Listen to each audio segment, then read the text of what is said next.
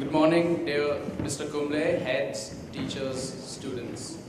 Our guest speaker today is Mr. Anil Kumble, a former international cricketer and an ex-captain of the Indian cricket team. Unlike his contemporaries, Mr. Kumble was not a big turner of the ball. Rather, he relied more on pace and accuracy.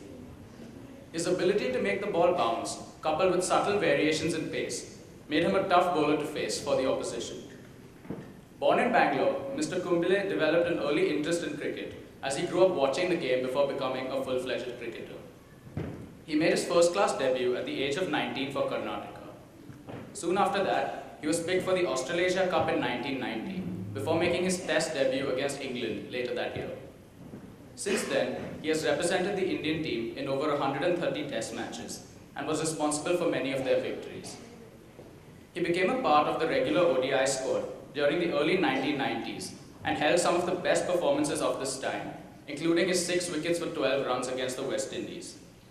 He was the most successful bowler of the 1996 World Cup, taking 15 wickets at an average of less than 19 over the 7 games. In 1999, while playing against Pakistan, Mr. Kumble dismissed all the 10 batsmen in the Test match innings, only the second player ever to do so. He took 619 wickets in Test cricket and is the third highest wicket taker of all time and the highest Indian. Mr. Kumble was awarded the Padma Shri in 2005. After having played for 18 years, he announced his retirement from international cricket in November 2008. In 2012, Mr. Kumble was appointed the chairman of the ICC's Cricket Committee. He has also been nurturing young Indian sporting talent through his company 10Vic to ensure victory, which encourages sporting excellence among school children. In January 2013, he accepted the role of chief mentor with the Mumbai Indians, helping guide the team to their maiden IPL victory. Mr. Kumble is also an avid environmentalist and is currently the vice chairman of the Karnataka State Wildlife Board. He has initiated several endeavors to protect the environment and generate an interest in wildlife among children. I would now like to invite Mr. Kumble on stage.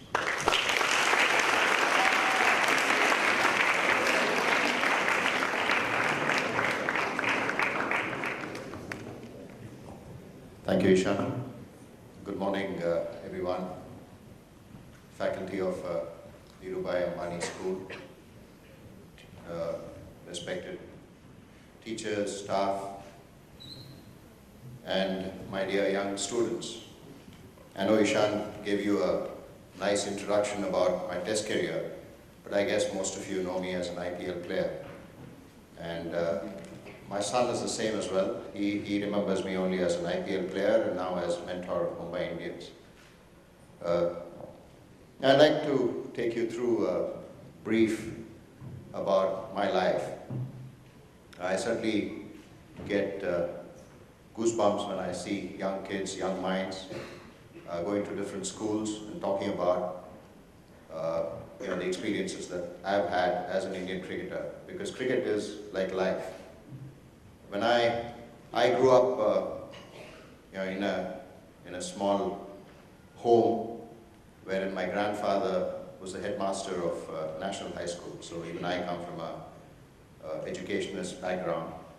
My grandfather retired much before I was born, but the respect that teachers had, I could see that. People who were in their late 70s coming home to pay respects to my granddad. That was something very unique. That was something which I learned from a young age, that no matter what you do, earning respect is the most difficult part. You can earn money, you can earn whatever you want, but then earning respect can be only done through your deeds. And that's exactly what I learned from my granddad, because even when 70-year-olds, 60 years or 50 years ago, they were in school, and my granddad used to teach them, and they were coming home to pay respect. So that was something very unique. That's how I started, like any young kid growing up, wanting to play cricket. Started with a tennis ball, a rubber ball, and then grew up playing the cricket ball. And I was fortunate. I was very fortunate that I was noticed very early at school in an under-15 tournament. wherein I performed pretty well for my school and then went on to play for Karnataka in the under 15. I was fortunate that, I did well even in that tournament and then went on to play in the under 19, and that's how I slowly started climbing the ladder and eventually made it to the Indian team as a 19-year-old. For just to go back and fast forward a little bit, Ishan did mention about my 619 test wickets that I got eventually finished with.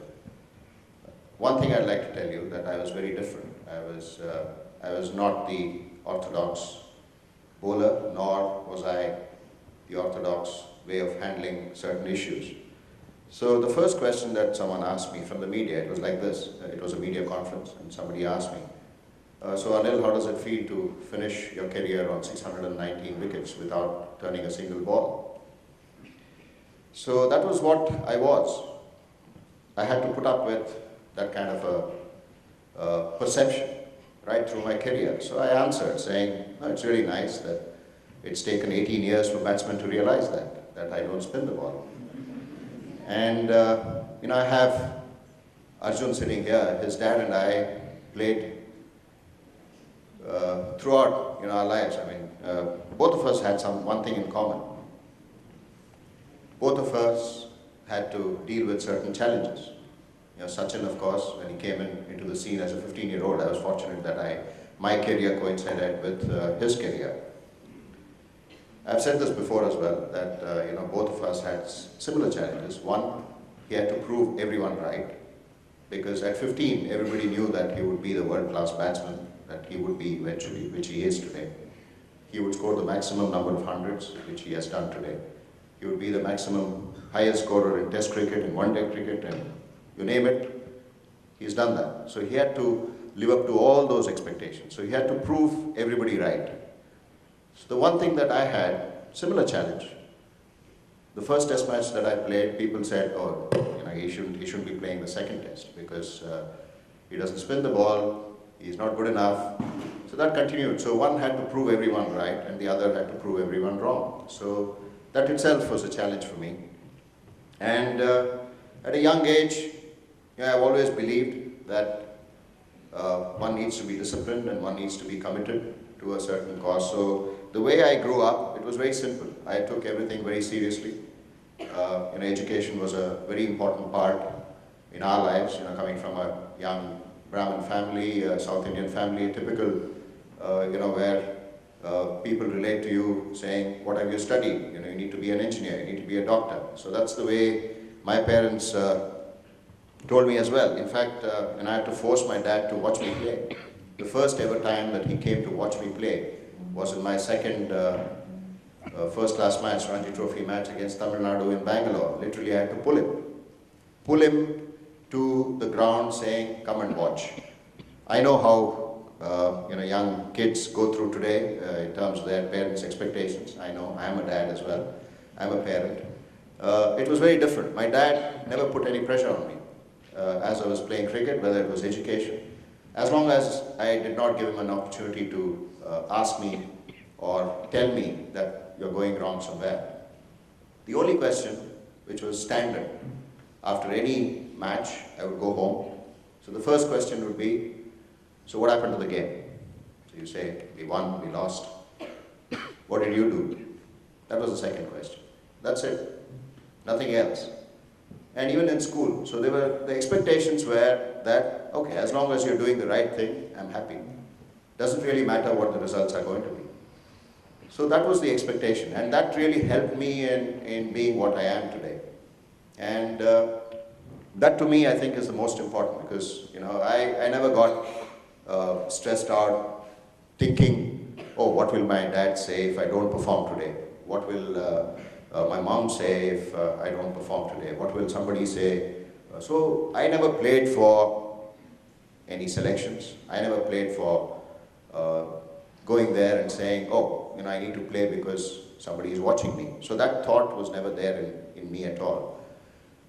The reason that I played cricket was because I was totally committed to playing the game and I wanted to do the right thing on the field, which was winning a match. So whatever I did was towards that, and that to me, I think, helped me in the long run. So not really had any pressure about performing on the field nor off it. Then the other important part, I did mention saying that, it's always, you always look at the 619 wickets and the glamour that cricket brings in, but there have been huge struggles as well, huge struggles growing up. And even when I was picked up for the Indian team, I was still an engineer, budding engineer. I was trying to cope both studies as well as cricket. It was quite a challenge because, if it was today, the amount of cricket that is played today, I don't think I would have completed my engineering. So I was fortunate that there was a time when I was dropped from the Indian team. That gave me enough time to complete my engineering.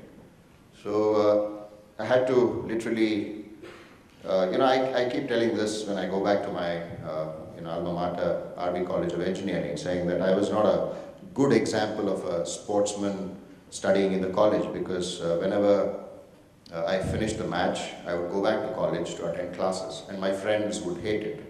They would say, "Come on, yeah, what are you doing? Don't go to class, because we need a break. I am bunking class and you are going to class." So I was the bad example, because I felt that I was committed to completing my engineering, and I felt the same with my cricket. So when it was cricket, it was only cricket. When it was studies, it was only studies. So I had the ability, for some reason, I don't know what it is, I had the ability to switch on and switch off. So that's something which came to me naturally. And that helped me in completing my engineering as well. Because at one point in time, I had to write 17 subjects in the third year. I had a carryover of 5 subjects because I didn't attend those examinations. In my second year in engineering, I was playing for India, and I was playing for Karnataka. So I had to write 17 papers at one go, and I was fortunate that I was able to clear all of that. And it didn't happen just by my doing it all. There was a professor who helped me in giving me private tuitions. I used to go to his house in the evenings after I finished practice.